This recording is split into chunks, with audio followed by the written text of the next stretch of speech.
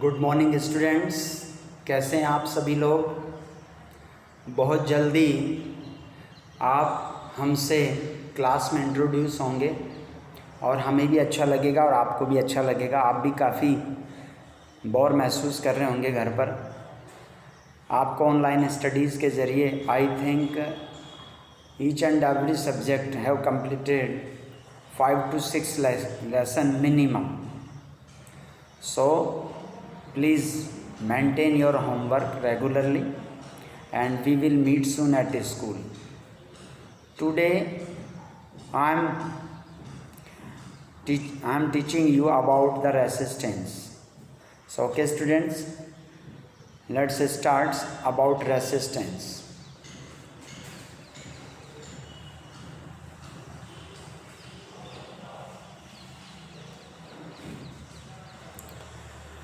You know resistance.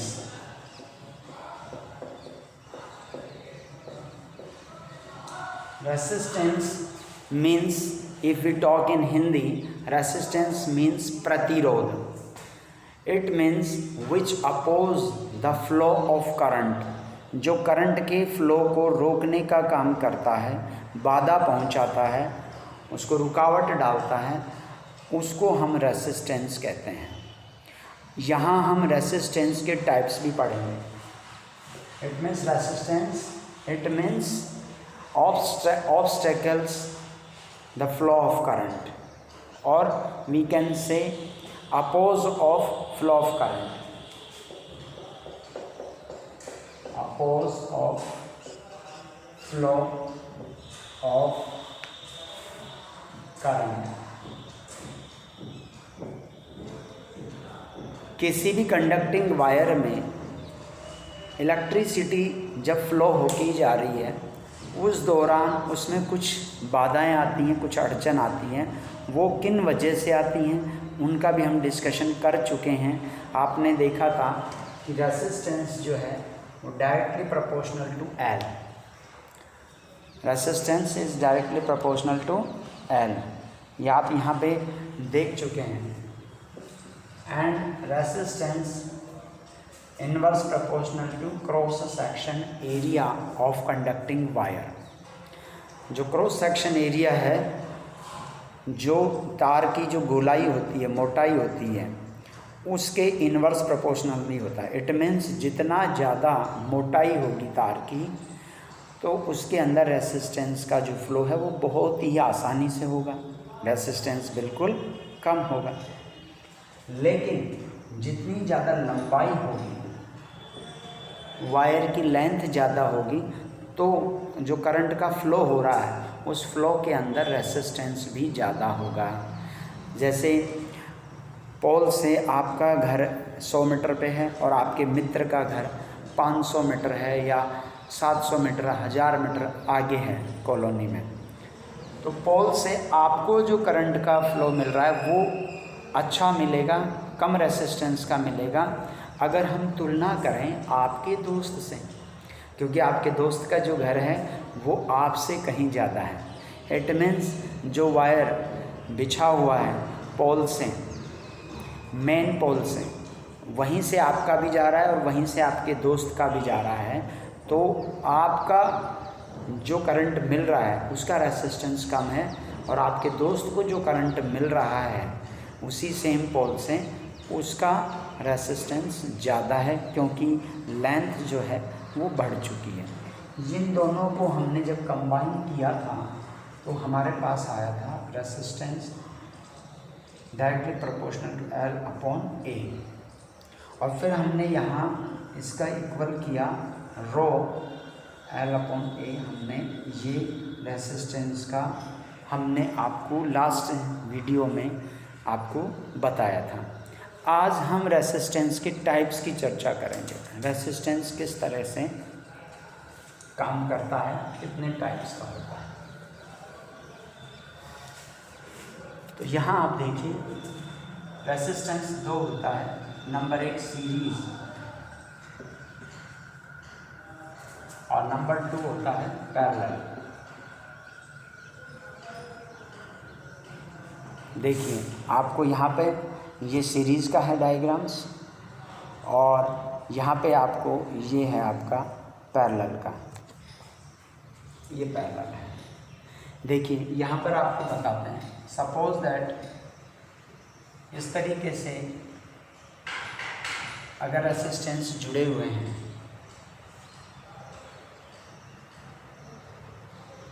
Resistance R1, R2 and R2, तो ये है हमारा सीरीज़। और अगर हम बात करें पैरेलल की, तो यहाँ ऊपर नीचे जो आप डायग्राम देख रहे हैं,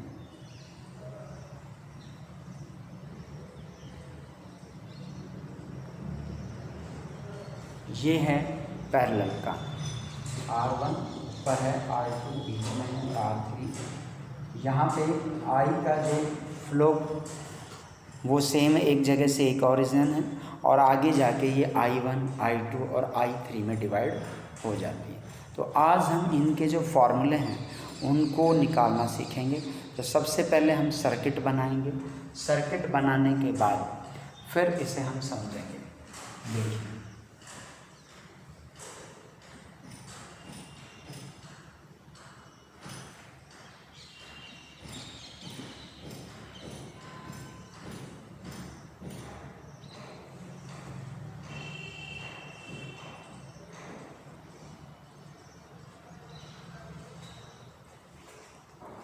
यहाँ पर इस सर्किट के हम बना रहे हैं, मैं आपको इसमें समझाने का कोशिश करते हैं। यहाँ देखें, ये देखिए रेसिस्टेंस, यहाँ अभी हम पैरेलल को मिटा देते हैं। हम सबसे पहले केवल और केवल नंबर 1 सीरीज़ को समझेंगे। तो मैक्सिमम इफ़ेक्टिव रेसिस्टेंस जो है उसको हम रेसिस्टेंस इन सीरीज़ कहते हैं। और यहाँ पर इनके जो वोल्टेज हैं, voltage V1, voltage V2 end voltage potential difference जिसे कहते हैं, ये V3 है। तो यहाँ ये आपको एक सर्किट का डायग्राम दिखाया हुआ है। यहाँ ये प्लस, ये माइनस, ये करंट फ्लो हो रहा है। तो यहाँ हम इन चीज़ों को समझेंगे। ये आपको सर्किट का डायग्राम दिया हुआ है, ये देखिए। अब हम आगे की तरफ बढ़ेंगे कि यहाँ ये जो बैटरी लगी हुई है, इसमें से बता रखा कितने वोल्ट की बैटरी है। अब हम यहाँ पर हम बात करेंगे इनको समझने की। तो मैं थोड़ा सा कैमरे को ज़्यादा बड़ा करता हुआ बताता हूँ। देखिए यहाँ पे हम बात कर रहे हैं, अभी हम इस पे बात नहीं करेंगे, पहले हम इसकी बात कर रहे हैं, सीरीज़ की बात कर रहे हैं। तो सीरीज़ में हम देख रहे हैं कि according Ohm's law,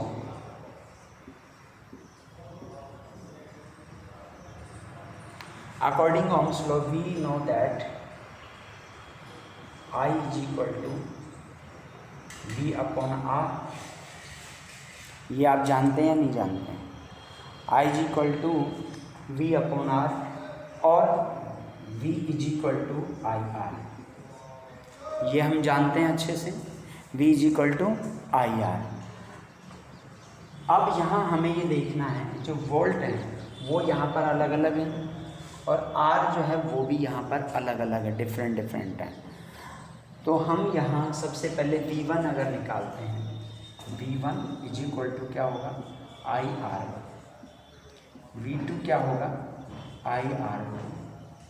and V3 क्या होगा, I R three.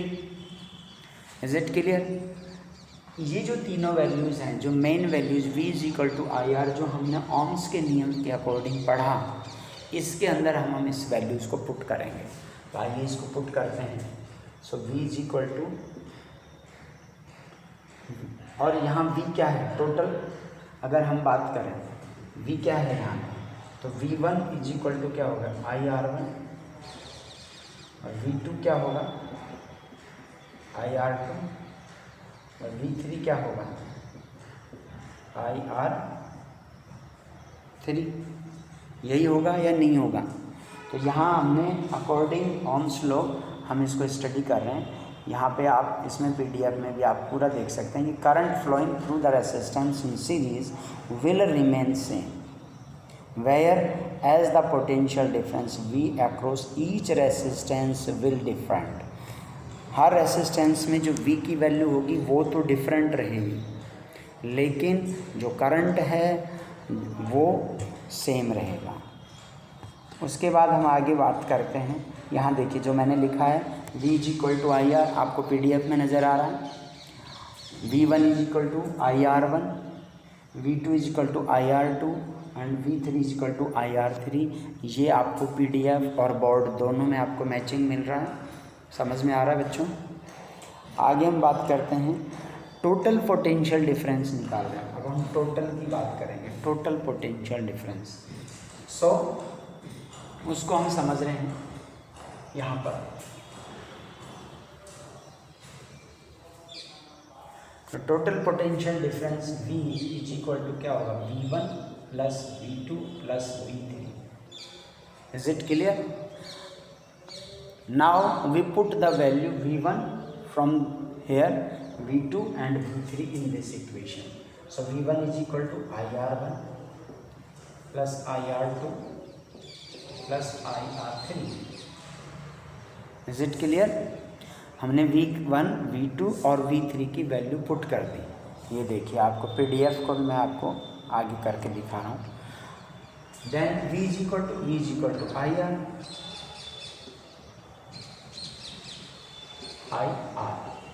Now we take common from this equation. अभी हम इस इक्वेशन से कॉमन लेंगे। So I is common in bracket R1 plus R2 plus R3। Okay students, तो हमने ब्रैकेट में किया। Now I is cut from I से I कट हो गया। I से I कट होने पे then R is equal to R1 plus R2 plus R।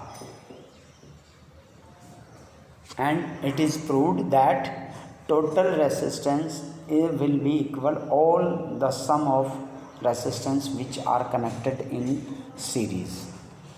So R is equal to R1 plus R2 R3. So we conclude that effective resistance of several resistors joined in the series is equal to the algebraic sum of their individual resistance.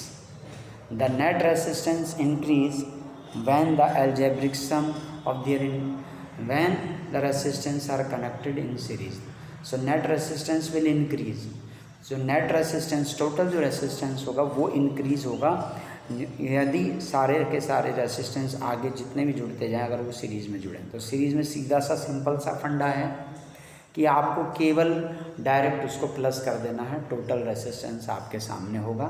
तो ये exam में series या parallel दोनों में से एक पूछा जाता है, आपको अच्छे से ध्यान रखना है।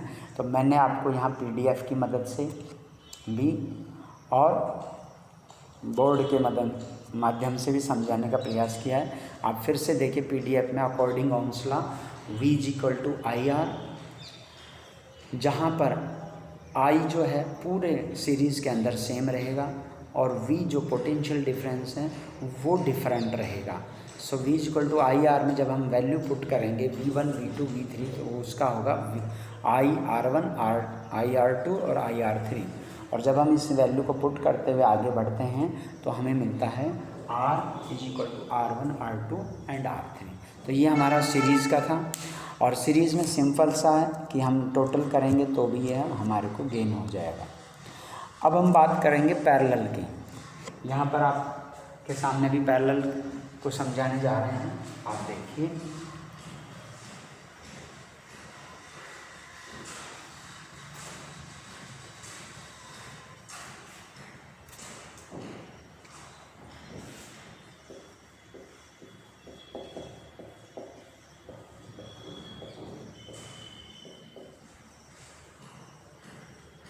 पैरेलल की आप अच्छे से ध्यान दीजिएगा, पीडीएफ के माध्यम से ये बात करें, पैरेलल की बात कर रहे हैं।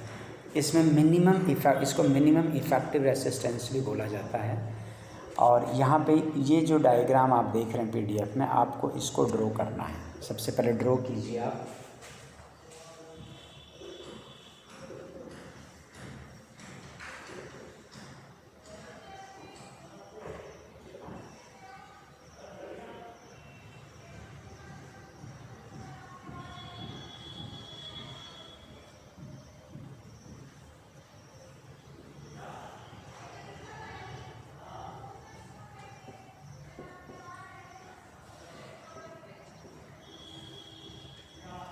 यहाँ ये आई करंट फ्लो हो रहा है, ये कुंजी के और ये वोल्ट है, यहाँ बैटरी है। ओके, अब यहाँ पर आप देखेंगे कि ये जो आई यहाँ से जा रहा है, ये यहाँ जा कर के डिवाइड हो रहा है। I is divided into 3 parts. इसको मैं थोड़ा सा बड़ा करके आपको बता रहे हैं।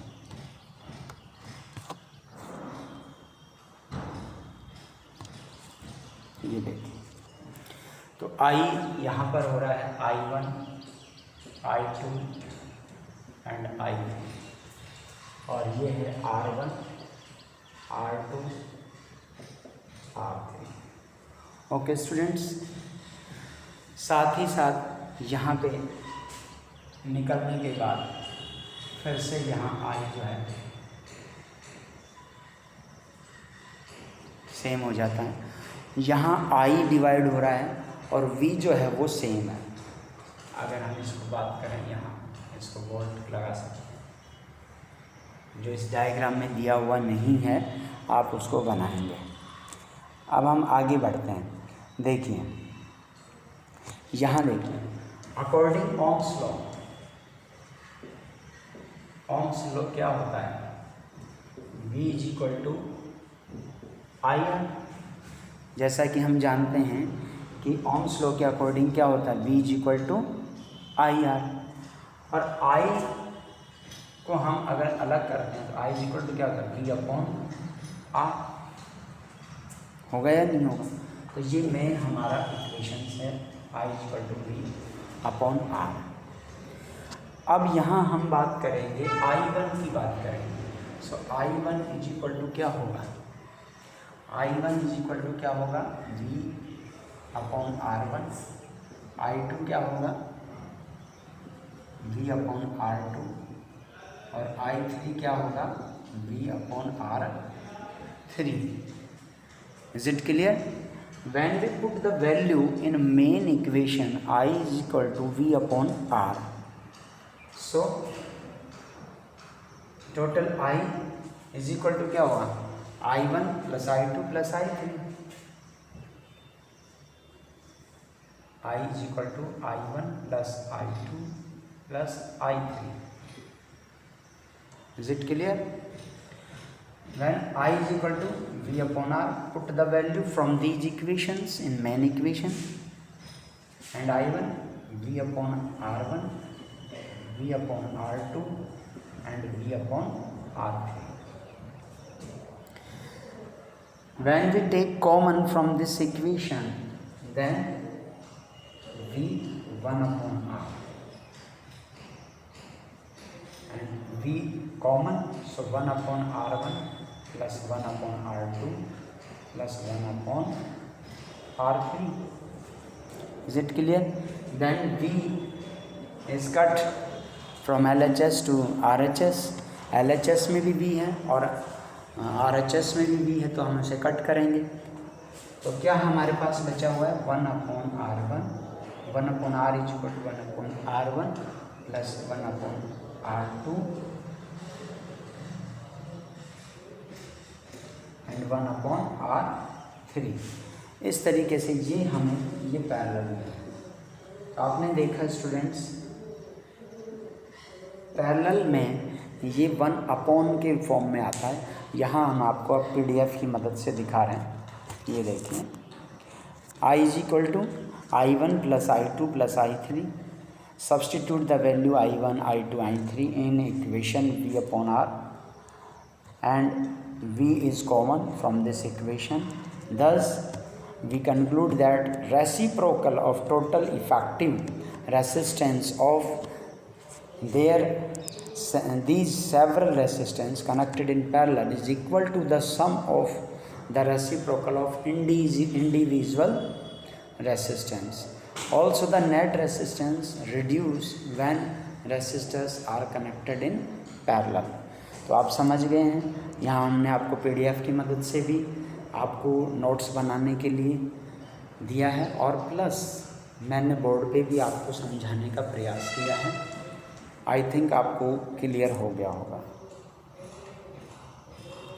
और अब हम यहाँ आगे बढ़ते हैं। यहाँ disadvantage of series connection in electric circuit, इसकी बात करेंगे। मैं थोड़ा कैमरे को छोटा कर देता हूँ। ये देखिए, डिसएडवांटेज ऑफ सीरीज़ का फर्स्ट जो पॉइंट है वो देखिए। In series connection if any of the component fail to work the circuit will break and then none of components will work. Series के कनेक्शन में अगर किसी एक कंपोनेंट का भी काम करना बंद हो जाता है तो पूरा का पूरा सर्किट ब्रेक हो जाता है, क्योंकि वो सप्लाई एक ही जगह से हो रही है। वहाँ आई कॉमन था, आपने उसमें सीरीज़ में देखा था, और जबकि पैरेलल में आई जो है वो डिफरेंट I1 I2 I3 है। इसलिए एक भी अगर काम नहीं करेगा तो पूरा सर्किट ब्रेक हो जाएगा और सारी चीज़ें बंद हो जाएंगी। Second, it is not possible to connect a bulb and a heater in series because they need different value of current to operate properly. हम सारे के सारे जो कंपोनेंट्स हैं उनको एक ही सीरीज़ में कनेक्ट नहीं कर सकते, because they require different volt, different current. So value of current हमें अलग अलग देना होगा। कोई 100 वोल्ट का बल्ब है, कोई 200 वोल्ट का हीटर है, कोई 500 वोल्ट का है गीज़र है। तो ये हमें देखना होगा कि अलग अलग चीज़ों को अलग अलग रिक्वायरमेंट होती है। इसलिए हमारे जो घरों में जो इलेक्ट्रिक की जो फिटिंग की जाती है, सर्किट बनाया जाता है, वो पैरेलल सीरीज़ में पैरेलल में होता है। Hence to overcome this problem we generally use parallel circuit. Okay students, heating effect of electric current. अब हम जो अगला वीडियो होगा उसमें हम heating effect of electric current के बारे में चर्चा करेंगे। इसके बारे में एक्सप्लेन करेंगे कि किस तरीके से जो है हीटिंग इफेक्ट बात करता है। ये सारी चीज़ें अब हम अगले वीडियोस में लेकर के आपके पास आएंगे। और ये आपका PDF मैं आपको प्रोवाइड करवा चुका हूँ और आपको दिखा रहे हैं। इसकी हम नेक्स्ट वीडियो में चर्चा करेंगे। आप इसको थोड़ा पढ़ के रखिएगा। अभी जितना आपको आज करवाया है, आज आपको जो है हीटिंग इफेक्ट के अलावा जो आपको सीरीज़ और पैरेलल के क्वेश्चंस समझाए गए हैं उनको आप अच्छे से देखिएगा। ओके स्टूडेंट्स, ये हमने डिसएडवांटेज और एडवांटेज पढ़े थे।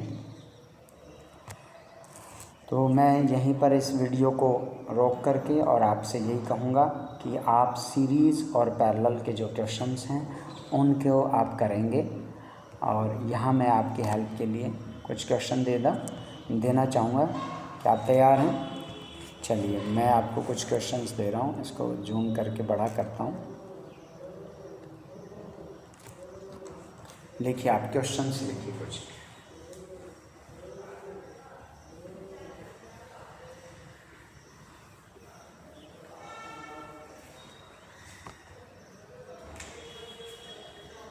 एक सर्किट है जो कि सीरीज के अंदर कनेक्टेड है।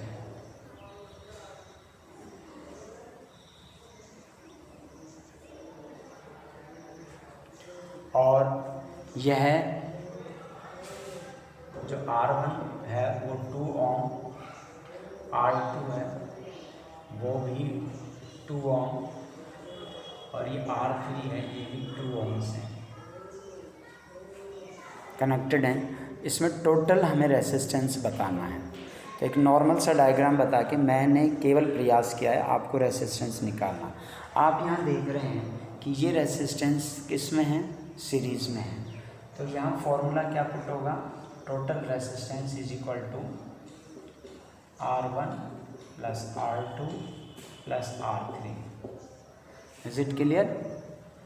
तो यहाँ 2 प्लस 2 प्लस 2 जो ओम में जो यूनिट लिखी हुई है उसको हम कनेक्ट करेंगे, तो टोटल क्या हो जाएगा 6 ओम की हमारा आंसर होगा। ये टोटल R है,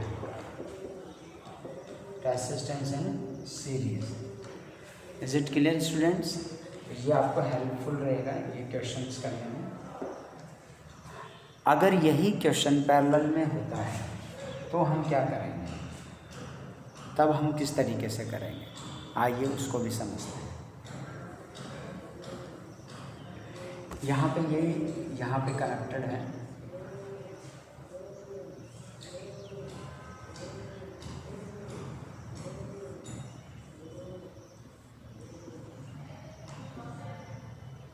यहाँ ये पॉइंट A और B है और यहाँ से ये करंट फ्लो हो रहा है, I1 I2 I3 में चला गया और ये भी 2 ओम, ये नेक्स्ट 2 ओम और ये। अब हम देखेंगे कि क्या डिफरेंस क्रिएट होता है। वही 2 ओम के 3 रेसिस्टेंस सीरीज़ में थे तब 6 ओम आया और अब हम उसी को पैरेलल में कनेक्ट कर रहे हैं, तो हम देखते हैं कि क्या आता है।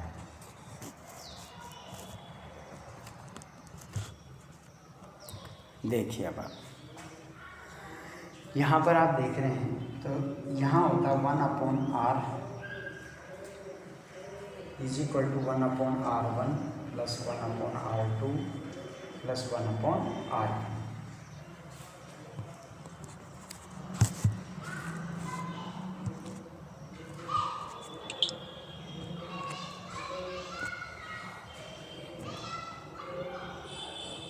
यहाँ पर हम इसको समझने का प्रयास कर रहे हैं, तो यहाँ हम देखेंगे कि इसको हम कनेक्ट करते हैं, तो यहाँ इसका कॉमन लिया जाएगा, तो 1/R is equal to 1/R1 plus 1/R2 plus 1/R3। ये किसका है? पैरेलल का है। तो जैसे इसमें करेंगे तो 1/2 plus 1/2 plus 1/2 is equal to क्या हो जाएगा 3/2। 3/2 इज इक्वल टू 1.5 1/R हुआ या नहीं हुआ? तो यहाँ हो जाएगा R is equal to R series is equal to क्या हो जाएगा 2/3 ओम। तो आपने देखा यहाँ मिनिमम होता है और वहाँ सीरीज़ में है maximum. Okay students, I think आपको आज सीरीज़ और पैरेलल समझ में आ गया होगा। आप अच्छे से घर पे तैयारी करें और जहाँ कहीं कोई दिक्कत है तो आप बताएं। यहाँ आपको सीरीज़ और पैरेलल दोनों समझाने का प्रयास किया गया और आपको यहाँ पे जो वीडियोज़ हैं उनके माध्यम से, PDF के माध्यम से ये सारा कोशिश की गई है। आप इसको अच्छे से देखेंगे और वीडियोज़ को बनाएंगे, इसको नोट्स को बनाएंगे। ओके, जय हिंद, जय भारत।